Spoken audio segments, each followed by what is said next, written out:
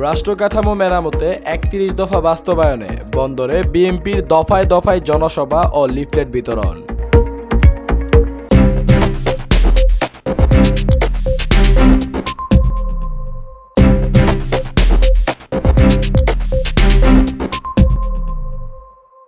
December সোমবার বিকেলে রাষ্ট্র কাঠামো মেরামতে ৩১ দফা বাস্তবায়নে বন্দরে বিএনপির দফায় দফায় জনসভা ও লিফলেট বিতরণ করা হয়। বিকেল ৩টায় নাসিক ২৩ নং ওয়ার্ড বিএনপির উদ্যোগে এবং বিকেল ৪টায় ২৪ নং ওয়ার্ড বিএনপির উদ্যোগে দুটি জনসম্পৃক্ততামূলক অনুষ্ঠান অনুষ্ঠিত হয়েছে।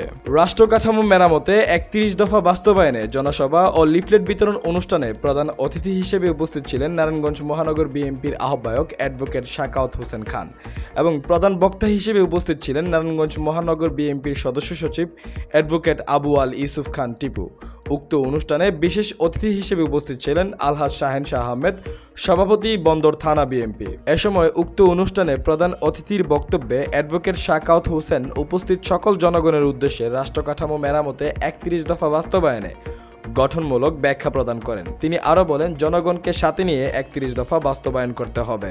আমাদের নেতা জনাব তারেক রহমান কর্তৃক গত ১৩ জুলাই ২০২৩ তারিখে রাষ্ট্র কাঠামো মেরামতের যে ৩১ দফা কর্মসূচি, যে ৩১ দফা জাতির সামনে তুলে ধরা হয়, সেই ৩১ দফাকে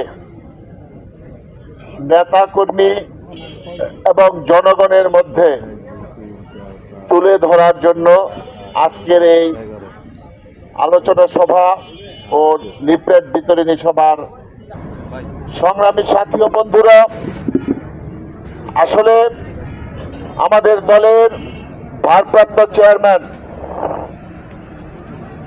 ১৩ জুলাই ২০২৩ সালে যে ৩১ দফা রাষ্ট্র সংস্কারের কর্মসূচি ঘোষণা করেছে, সেই কর্মসূচি ঘোষণার কারণটা কি, ভূমিকাটা কি আপনারা জানেন। ৩১ দফা কেন ঘোষণা করা হয়েছে, সেটার কারণ হলো যে গত ১৭ বছর এই শেখ হাসিনা সহ অন্যান্যরা এই বাংলাদেশকে কোথায় নিয়ে গেছে, কি অবস্থায় এনেছে, সেটার একমাত্র সাক্ষী এই বাংলাদেশের জনগণ। সেই জনগণের কাছে যে আওয়ামী লীগ যে সকল অসঙ্গতিগুলি করেছে, গণতন্ত্রকে হত্যা করেছে, জনগণের ভোটের অধিকার হরণ করেছে, নির্বাচন কমিশনকে তাদের হস্তগত করে তাদের ক্রিয়ানকে পরিণত করেছে, বিচার বিভাগকে যেইভাবে তারা নিজেদের কাজে ব্যবহার করেছে, বিচার বিভাগের উপরে বন্দুক রেখে শেখ হাসিনা বিরোধী দলের নেতা কর্মী বেগম খালেদা জিয়া, তারেক রহমান সহ সকল বাংলাদেশের মানুষকে দমানোর জন্য যে বিচার বিভাগকে ব্যবহার করেছে, সেই সকল বিষয় এবং বাংলাদেশের আওয়ামী লীগ যেই অসঙ্গতিগুলি করেছে অর্থনৈতিক ক্ষেত্রে, সামাজিক ক্ষেত্রে, কৃষি ক্ষেত্রে এবং স্বাস্থ্য সহ সকল ক্ষেত্রে যে সকল অসঙ্গতিগুলো করেছে, সেই অসঙ্গতি থেকে বাংলাদেশের মানুষকে নতুন স্বপ্ন দেখানোর জন্য, বাংলাদেশের মানুষকে একটি নতুন বাংলাদেশ উপহার দেওয়ার জন্য এবং সেই স্বপ্নের বাংলাদেশ গঠন করার জন্য এই ৩১ দফা রাষ্ট্র কাঠামো মেরামতের কর্মসূচি। স্বৈরাচার আওয়ামী লীগ সরকারের অন্যায়, অত্যাচার, দুর্নীতি সম্পর্কে এবং রাষ্ট্র কাঠামো মেরামতে ৩১ দফার সার্বিক দিকগুলো তুলে ধরেন অনুষ্ঠানের প্রধান বক্তা অ্যাডভোকেট আবু আল ইউসুফ খান টিপু।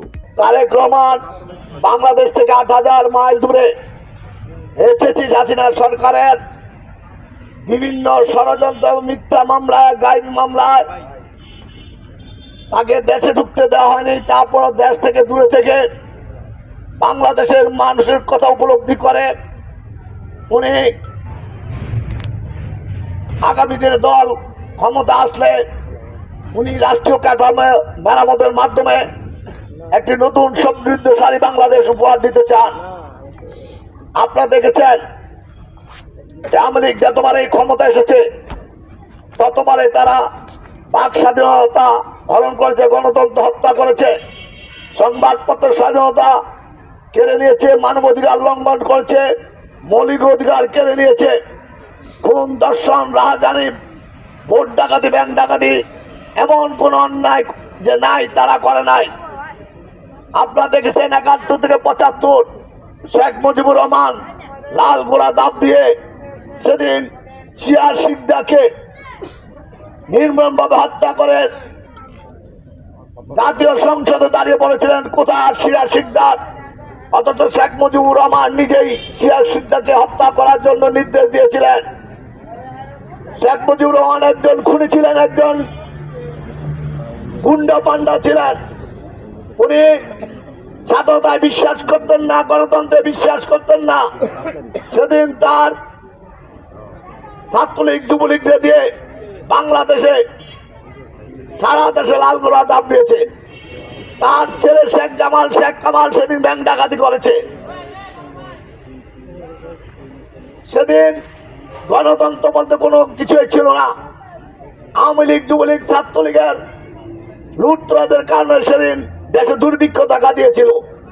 সে দুর্ভিক্ষের কারণে সেদিন মানুষ আর কুকুর পাবনা ঈশ্বরদীতে রেল জংশনে মানুষের মুখ বক্ষণ করেছে ক্ষুধা নিবারণের কারণে।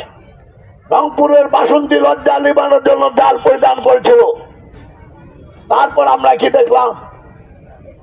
অপরদিকে আমরা দেখলাম 1975 সালের 7 নভেম্বর সিপাহী বিপ্লবের মাধ্যমে যখন আমাদের আদর্শ প্রেরণা স্বাধীনতার ঘোষক শহীদ জিয়াউর রহমান রাষ্ট্রের দায়িত্ব নিলেন, তিনি ক্ষমতায় বসে প্রথম সংস্কার করলেন, সংবিধানে বিসমিল্লাহির রহমানির রহিম সংযোজন করলেন।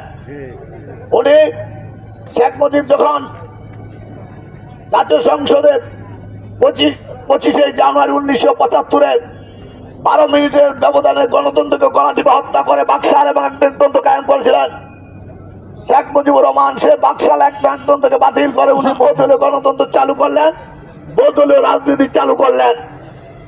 আপনারা দেখেছেন শেখ মুজিবের মেয়ে শেখ হাসিনা 96-2001 ক্ষমতায় এসে এবং 2009 থেকে 2024 ক্ষমতায় এসে উনি গণতন্ত্রকে গলা টিপে হত্যা করেছেন। বাংলাদেশের সংবাদপত্রের স্বাধীনতা কেড়ে নিয়েছেন। উনি কি করলেন? পার্শ্ববর্তী এক দেশের ইঙ্গিত এসে বাংলাদেশের প্রতিটি প্রিন্ট মিডিয়া, ইলেকট্রিক মিডিয়ার কণ্ঠ রোধ করে সেদিন আওয়ামী লীগের, যুবলীগের, ছাত্রলীগের যেন কোনো দুর্নীতি প্রকাশ না করতে হয়, সংবাদপত্রকে তারা সেভাবে তাদের কণ্ঠ কেড়ে নিয়েছেন, তাদের লেখনী কেড়ে নিয়েছেন। আমরা বলতে চাই শেখ হাসিনা ওয়াজেদ শেখ মুজিবুর রহমান যখন এই ক্ষমতায় থেকেছেন তখন এই বাংলাদেশের মানুষের মুখে হাসি ফুটাতে পারেন নাই। উন্নয়ন নামে চুরি, ডাকাতি, রাহাজানি করেছেন। এ সময় বন্দর থানা বিএনপির সভাপতি আলহাজ শাহেন শাহ আহমেদ এবং সদর থানা বিএনপির সভাপতি মাসুদ রানা সহ আরও অনেকেই অনুষ্ঠানে বক্তব্য রাখেন। 23 নং ওয়ার্ড বিএনপির উদ্যোগে অনুষ্ঠিত জনসম্পৃক্ততামূলক অনুষ্ঠানে সভাপতিত্ব করেন 23 নং ওয়ার্ড বিএনপির সভাপতি আমির হোসেন। 24 নং ওয়ার্ড বিএনপির উদ্যোগে অনুষ্ঠিত জনসম্পৃক্ততামূলক অনুষ্ঠানে সভাপতিত্ব করেন 24 নং ওয়ার্ড বিএনপির সভাপতি মনির হোসেন। অনুষ্ঠানে আরও উপস্থিত ছিলেন সানোয়ার, যুগ্ম সাধারণ সম্পাদক বন্দর থানা বিএনপি, 22 নং ওয়ার্ড বিএনপির সাধারণ সম্পাদক মোহাম্মদ রাসেল ব্যাপারী, যুবদল নেতা মোহাম্মদ মিঠু, যুবদল নেতা মোহাম্মদ সজল, যুবদল নেতা কাজী সুহাগ, মোহাম্মদ উজ্জ্বল, সহসভাপতি 24 নং ওয়ার্ড বিএনপি হাজী জাবেদ হোসেন, সাধারণ সম্পাদক 24 নং ওয়ার্ড বিএনপি, বন্দর থানা যুবদলের সাবেক সভাপতি আমির হোসেন সহ বিএনপির বিভিন্ন অঙ্গ সংগঠনের নেতা ও নেতাকর্মীরা উপস্থিত ছিলেন। অনুষ্ঠানের এক পর্যায়ে নারায়ণগঞ্জ মহানগর বিএনপির পক্ষ থেকে সাধারণ জনগণের মাঝে রাষ্ট্র কাঠামো মেরামতে 31 দফা বাস্তবায়নে লিফলেট বিতরণ করা হয়। BM আলতাজিমুল কুবরা, দৈনিক আজকের বাংলাদেশ, বন্দর, নারায়ণগঞ্জ।